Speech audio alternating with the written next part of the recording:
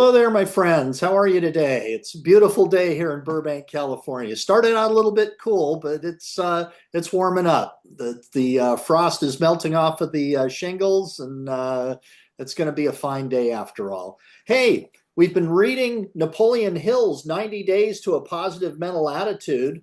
It's a book with Napoleon Hill's works, and Don Green did the used his expertise in bringing in the different stories and the ideas, and ended up making 90 articles to implement, to go across these 90 days to a positive mental attitude.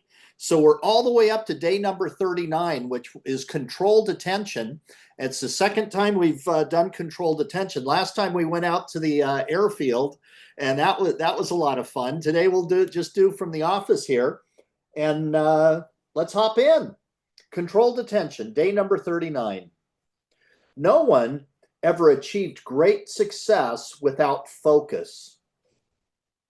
When you totally focus on a goal, your subconscious mind automatically causes you to tailor your every action toward the fulfillment of that goal. Self-fulfilling prophecies are manifestations of controlled attention. When you truly believe something will happen, you may consciously take attention to bring about that outcome. You can use the power of controlled attention to your benefit. Begin by writing down your goal. I tell you, I do that every morning. It makes such a difference. Oh, it's just amazing. This will force you to develop an objective that is crystal clear. Take your written goal with you wherever you go and read it several times a day. I've been doing that too. That was on the suggestion of Earl Nightingale. You make yourself a goal card. Me, I stick it in a little plastic sleeve. I have it in my pocket. It's with me all the time. I read it over and over and over throughout the day, and I tell you, it makes a difference. You end up moving towards your goals. You end up being a goal achiever. Just good stuff. At the end of each day, before you sleep, recall your goal and everything you have done that day to move closer to it. If you find your actions are taking away from your goal, try to determine why and adjust your behaviors. The difference between highly successful people and aimless, unhappy people is that successful people set high goals for themselves. They form the habit of doing the things that are necessary to achieve their goals, and they fill their minds with positive thoughts. They end up having positive mental attitudes. Unsuccessful people simply drift, letting negative influences dominate their minds. Eventually, negativity fills their lives. Oh, here's an important sentence. You become what you think about. That's probably one of the most important sentences you can consider and ponder and keep in your, I don't know, I think that might be another sentence. Write that down. Keep that with you all the time so that you recognize it, so that when your mind goes off on some tangent, some negative direction, bring it back. Just kindly, gently, lovingly bring your thoughts back to those towards your goal would probably be best, but to kindness to yourself, to kindness to those around you. Concentrate on positive influences and goals. You will attain a positive, fulfilling life, and you will attain a positive, fulfilling life. Let's reread that sentence. Well, we'll start at the top of the paragraph. You become what you think about. Concentrate on positive influences and goals, and you will attain a positive, fulfilling life. Concentrate on negative influences, and bad things happen. The incredible power of concentration can sometimes be demonstrated in some very strange and unexpected ways. A few years ago, Paul Zaromsky, publisher of Psychic Guide, a magazine that explores parapsychological phenomenon in an attempt to facilitate, quote unquote, understanding and improving body, mind, and spirit, conducted a highly unusual test.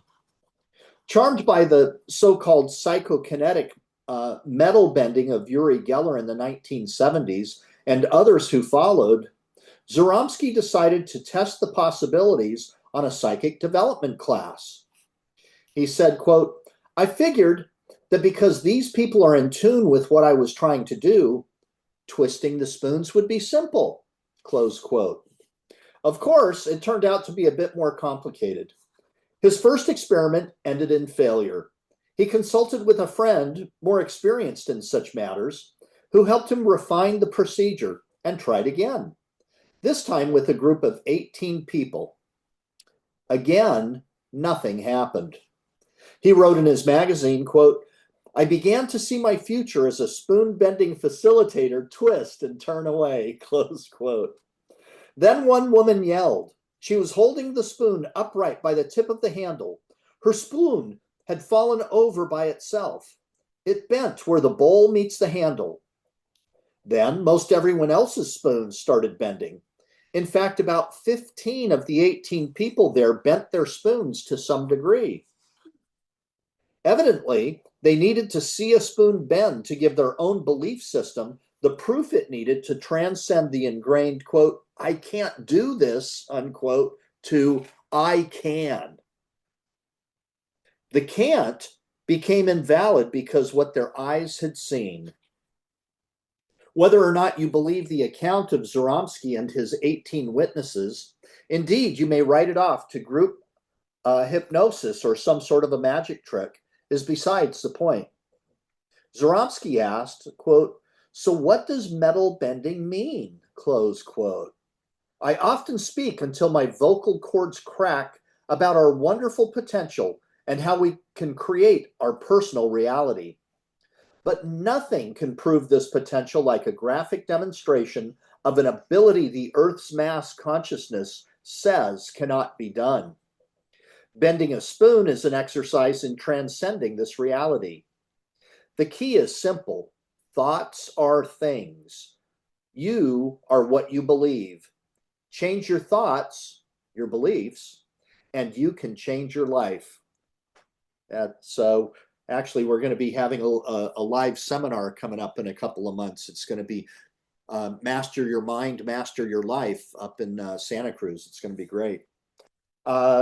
So we've got, that finishes the chapter, and we've got 3 more positive action steps from Don and Napoleon. And the first one is avoid negative influences and people. So stay away from the negative influences, so negative self-talk, other people that are negative, just stay away. Avoid them.